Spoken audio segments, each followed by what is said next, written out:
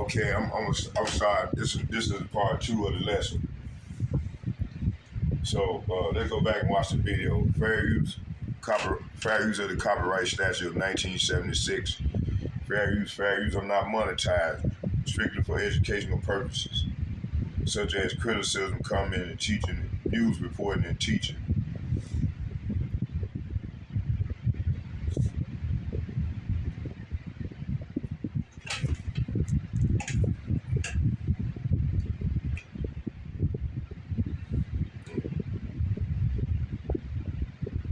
Start right here.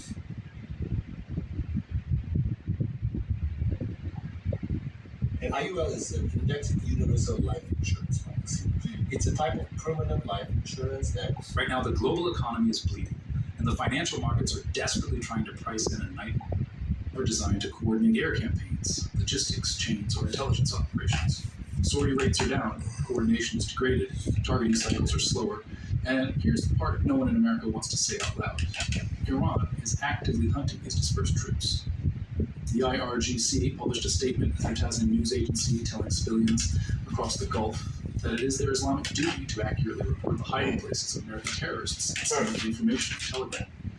On March 26th, Iranian Foreign Minister Abbas Araghchi posted on social media that American soldiers have fled their bases to hide in hotels.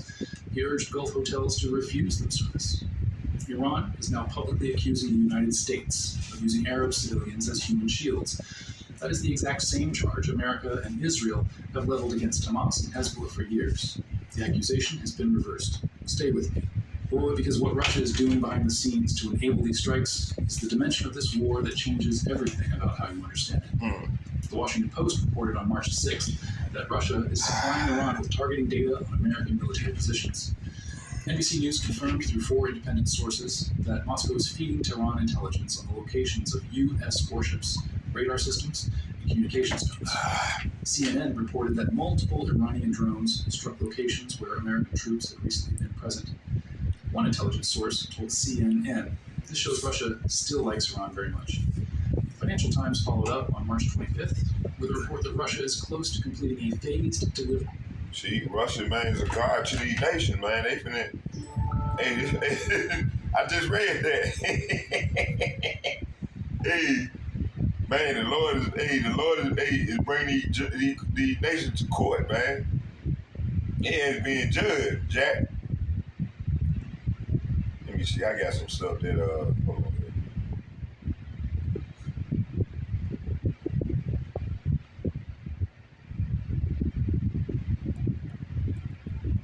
Yeah, the Lord is bringing these nations to court, man.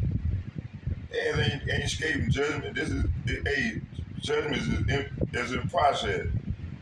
Court is being held right now as I'm speaking.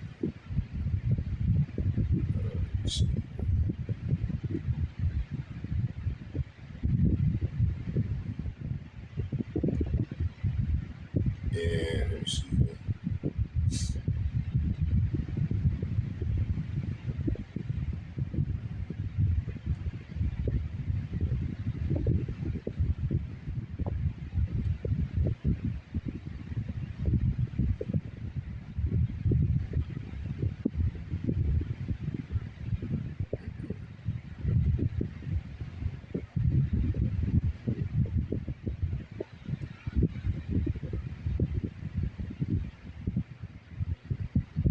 Man, listen, these people, man, they got America to do. Man, this place is done, y'all. Done, son. Let's go into, let me see what I'm gonna start at.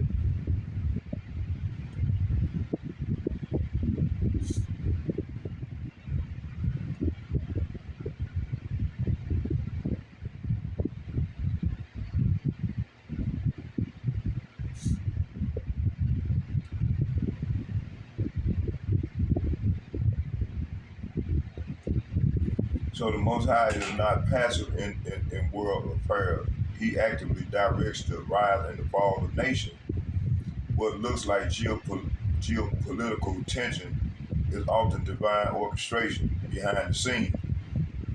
Ancient Egypt represented a powerful system built on control, resources, and influence modern system mirrors this structure through economic military strength and global dominance. What we are witnessing today aligns with patterns of judgment executed by the Lord.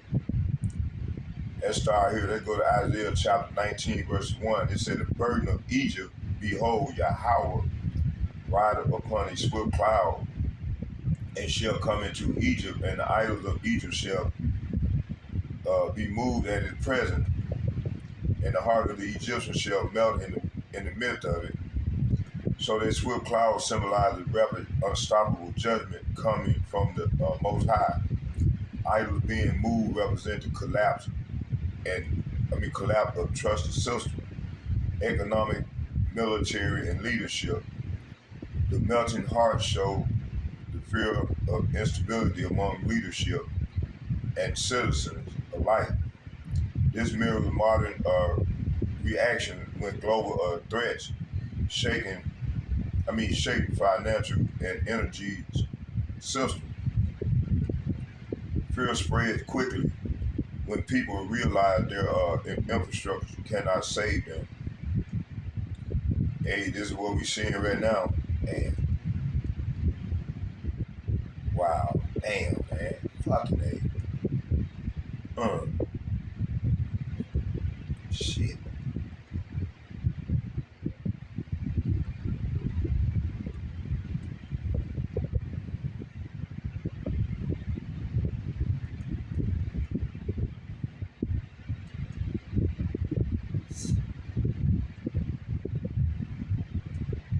So this is what we're seeing, right?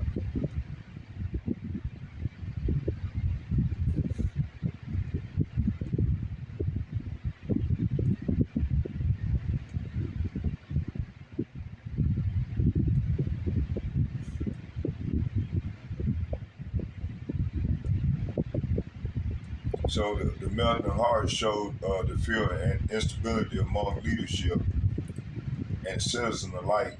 This mirror modern reaction when when global threats shake financial energy system. And energy system. Fear spread quickly when people realize their infrastructure cannot save them. Revelation chapter 18, verse 2, and he cried mightily with a strong voice, saying, Babylon the great is falling, and it become the habitation of devils, and the hole of every foul spirit, and the cage of every unclean and hurtful bird. So Babylon represents a global system of corruption, wealth, and influence. Its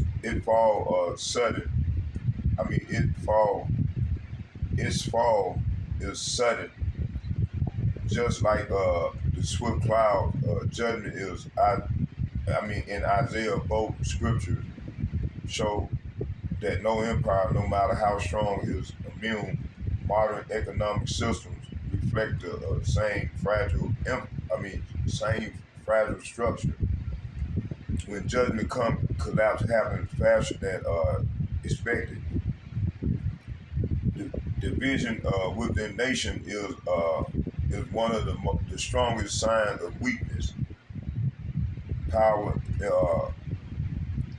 internal conflicts often destroy a nation faster than external enemies. The Most High uses confusion to break unity and stability. We see increasing division politically, socially, and economically today. This is not random. It follows the consistent prophetic pattern. And I will set Egyptian against Egyptian, and they shall fight everyone against his brother and everyone against his neighbor, city against city and kingdom against kingdom.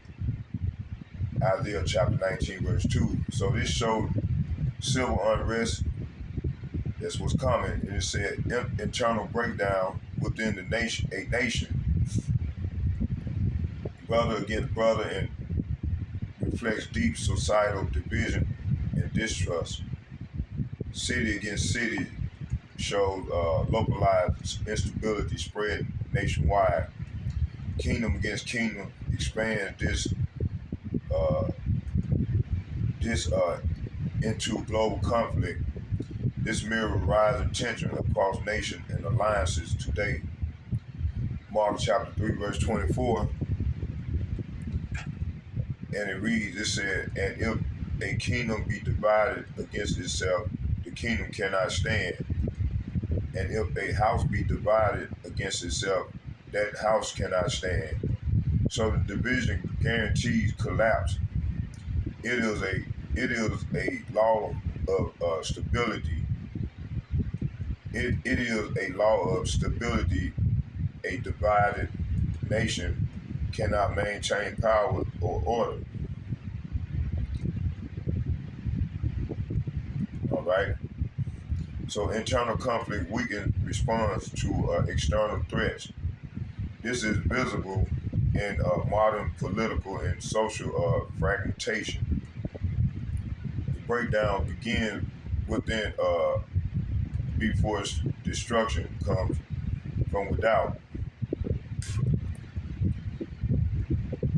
It said, when leadership directs a nation, it said, when a leadership loses direction, a nation enters dangerous territory.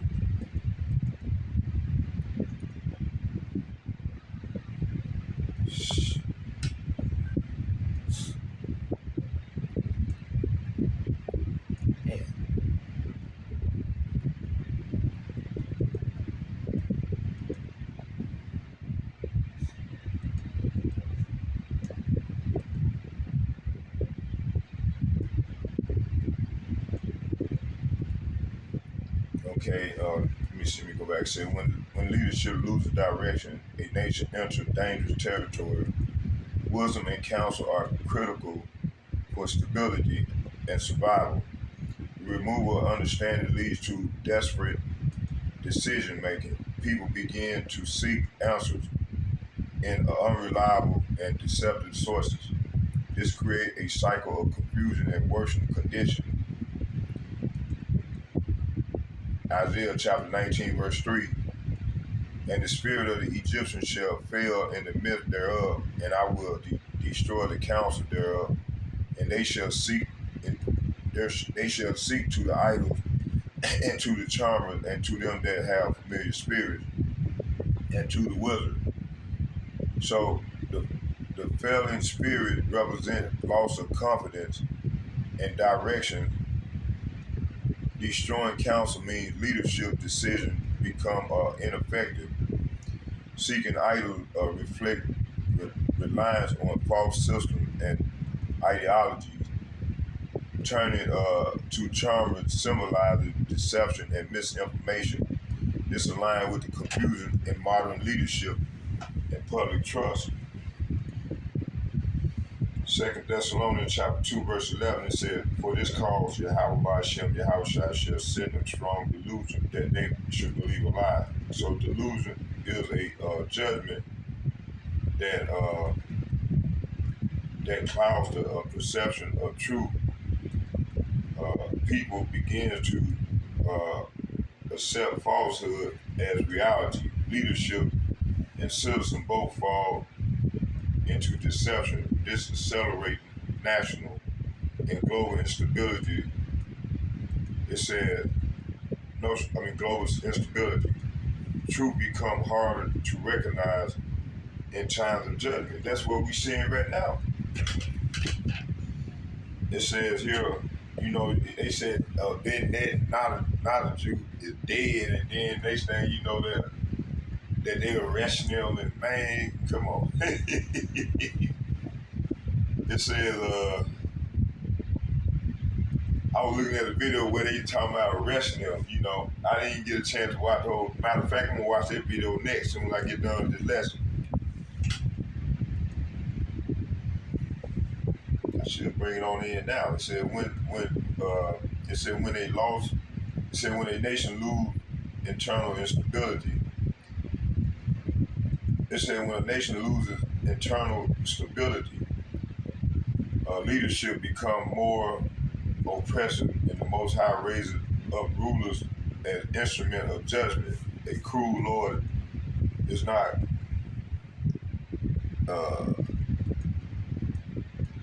It said a cruel Lord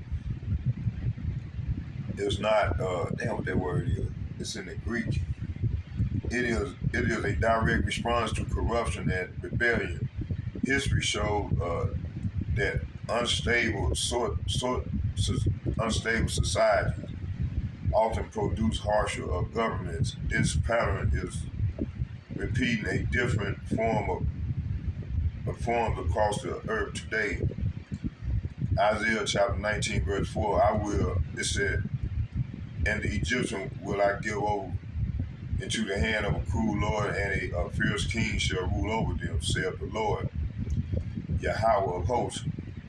So being given over means people loses control over their own direction. The cruel ruler reflects judgment, not just political failure. Fear-based leadership rises when societies are weakened. This connects to increased control measures.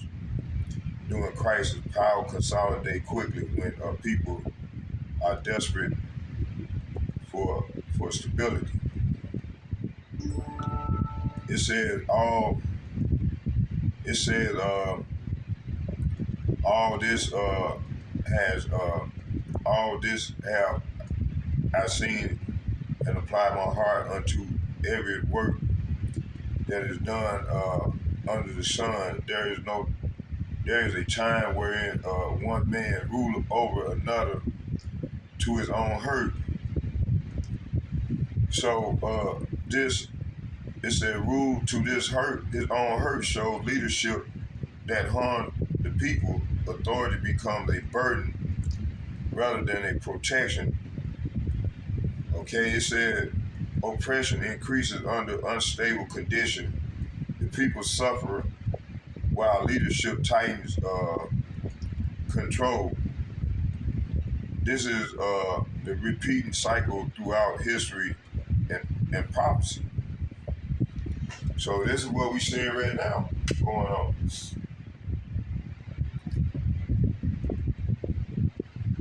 Oh man.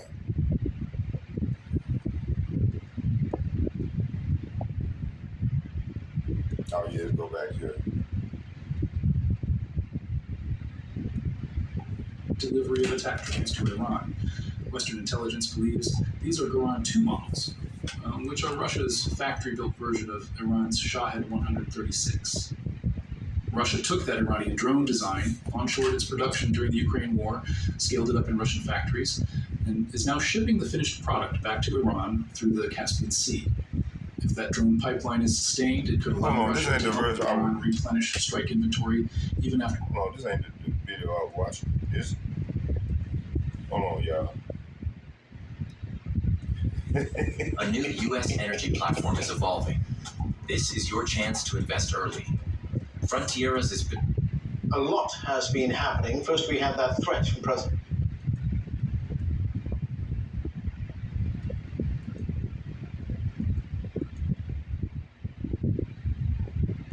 Yeah, go right here. Right now, the global economy is bleeding, and the financial markets are desperately trying to price... Economy is bleeding, and the financial markets are desperately trying to price in a nightmare scenario that is unfolding in real time across the Middle East. If you are watching your portfolio tracking inflation, Yes, is inside Iran. This is not improvised. Russia and Iran signed a deal in December 2025 for the delivery of 500 Verbaman portable air defense systems and 2,500 missiles to go with them. The military relationship was formalized months before a single bomb dropped. The supply line runs through Badr Anzali on Iran's Caspian coast, which is why Israel struck that port. Targeting warships, shipyard infrastructure, and the trade network connecting Moscow and Tehran. Ukrainian President Volodymyr Zelensky stated on March 24th that Ukrainian intelligence holds irrefutable evidence of Russia sharing military data with Iran. Zelensky added that Russia attempted to blackmail America by offering to stop the intelligence flow if the U.S. cut off Ukraine from its own intelligence support. CIA Director John Ratcliffe said on March 18th that Iran was seeking intelligence support from allies, including Russia. Defense Secretary Pete Hegseth told CBS News he is tracking everything. But Hegseth also told reporters that Russia and China are not really a factor in this war. Kremlin spokesperson Dmitry Peskov responded to the Financial Times drone report with a single confirmation buried inside a denial. There are a lot of fakes going around right now. So one thing is true. We are continuing our dialogue with the Iranian leadership. Most people assume this war is a bilateral conflict between America and Iran. In reality, Russia is feeding Iran the coordinates, replacing its weapons, and using the war to drain American stockpiles that would otherwise go to Ukraine. The Washington Post reported this week that the Pentagon is now considering diverting air defense interceptors away from Ukraine and toward the Middle East because U.S. munitions are running low. An anonymous European diplomat told the Post that there are serious questions about how much the U.S. will keep providing. House Armed Services Committee Chairman Mike Rogers, Republican from Alabama, told reporters after a classified briefing on March 25th that the Pentagon is not giving Congress sufficient answers. We want to know more about what is going on. Rogers said, "We're just not getting enough on those questions." He added that the Pentagon refused to explain why it is sending an additional 3,000 troops and over 2,000 Marines to the region. Now consider what all of this costs. Before the war, Brent crude was around $70 a barrel. This week, it has remained above $100, while WTI has traded in the mid-90s. The U.S. national average for gasoline is now about $4 a gallon. The IRGC declared the Strait of Hormuz closed on March 2nd. Tanker traffic through the strait, which carries 20% of the world's oil every single day, dropped by over 90%. Gulf oil exports collapsed by 60%. Over 150 tankers sat stranded outside the waterway. At least 21 merchant ships have been struck. The International Energy Agency described the Hormuz disruption as the biggest oil supply shock in history and warned of a major threat to the global economy. Oil production from Kuwait, Iraq, Saudi Arabia, and the UAE fell by at least 10 million barrels per day. Qatar Energy said it needed to declare force majeure on some affected long-term LNG contracts. Fertilizer prices jumped from $475 per metric ton to $680. Over 500 service stations across Australia's two largest states ran out of diesel. Taiwan is burning through its remaining LNG reserves. The European Central Bank postponed interest rate cuts. UK inflation is expected to pass 5% this year. France held emergency video conferences with its own military chiefs this week to explore whether it could assemble independent naval coalitions to secure the Strait of Hormuz without American involvement. No major allied government views America as a reliable security partner right now. That is not speculation. That is operational behavior. When your closest allies start drawing up contingency plans that exclude you, the credibility damage is already done. Damn. And the Trump administration is internally modeling scenarios where oil hits $200 a barrel. BlackRock CEO Larry Fink told the BBC he can see oil at $150 or $40. Two very extreme outcomes, he said. But right now, only one of those extremes is happening. About 50,000 American troops were in the region before the latest reinforcements. Many of the 13 Gulf bases used by U.S. forces have been described as all but uninhabitable. At least 17 U.S. military and diplomatic sites have been reported damaged. 13 U.S. service members have been killed, and roughly 290 have been wounded. $800 million in infrastructure destroyed in the opening weeks alone. Hey, I believe it's more than that, man. They trying to cover up some shit. It's more than that. You got to think about those people that destroyer went down. So yeah, it got to be more than that. Let me see something.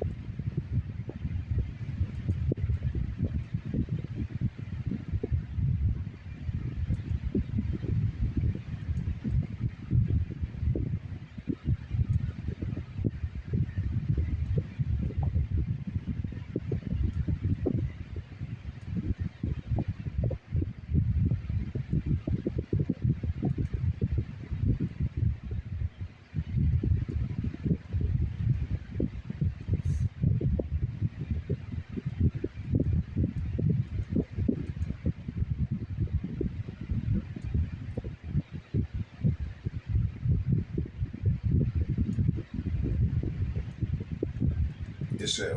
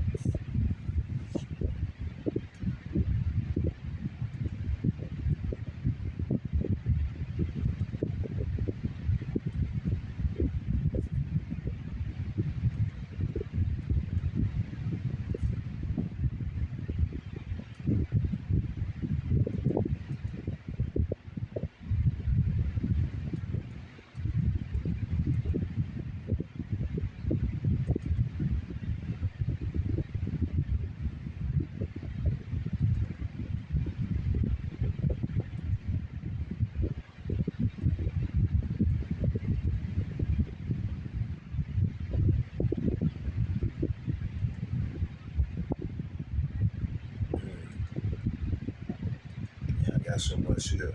I don't know why.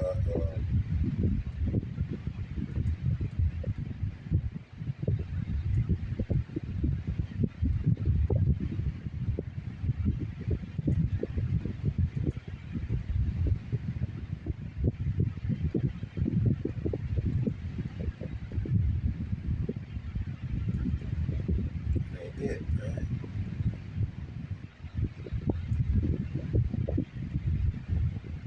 Shit.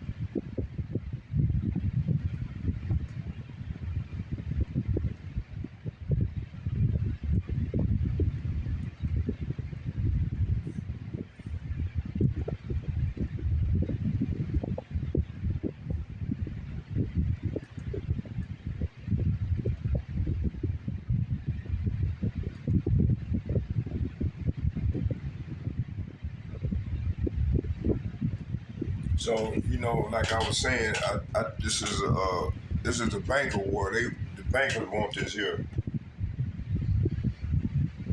Okay, that's gonna.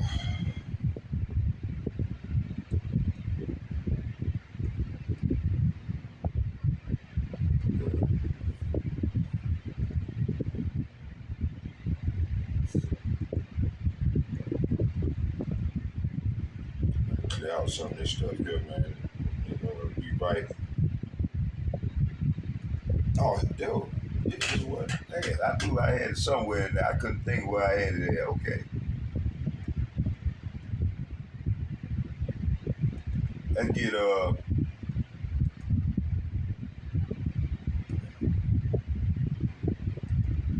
This is where we at right here. Damn, see, it did it again to me, man. Shit.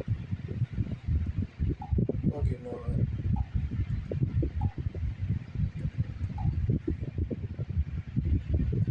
We're gonna start. Let's go here to Joel chapter 3, verses 2. It said, wars are orchestrated to blind humanity from spiritual truth. The covenant uses violence to maintain invisibility of rulers' power. Nations fight unaware they serve hidden global agendas. Strategic conflict distract while obedience, fear, and division are entrenched deeply.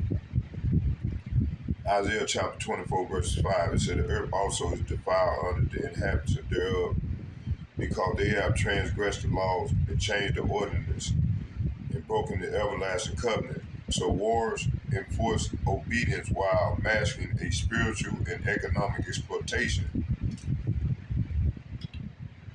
Conflicts in Iraq and the Middle East reflect this covenant strategy. Iran and the Middle East reflect this strategy. It said hidden rulers profit while chaos appears random and uncontrollable globally. Distraction ensures humanity never unites to challenge systemic domination effectively. Only spiritual insight and prophecy reveal the full orchestrated design clearly. Joel chapter 3 verses 2. It said, and I will gather all nations and will bring them down into the valley of Jehoshaphat and will plead with them there for my people and for my heritage Israel, and for they have scattered among the nations and part of my land. So this is what's going on now, man. But we waiting on them to implement that chip. It says wars and global crisis set the stage for divine gathering and judgment, and the covenant manipulates events until prophetic fulfillment is unavoidable. Humanity is drawn into spiritual reckoning by their own action. Obedience to false systems accelerates both temporal and spiritual consequences. Those aligned with Yahweh Hashem, Yahweh Shai remain protected amidst chaos unfolding. So targeting spiritual ignorance, propaganda blind humanity to divine law, and internal truth, education, and religion are manipulated to obscure spiritual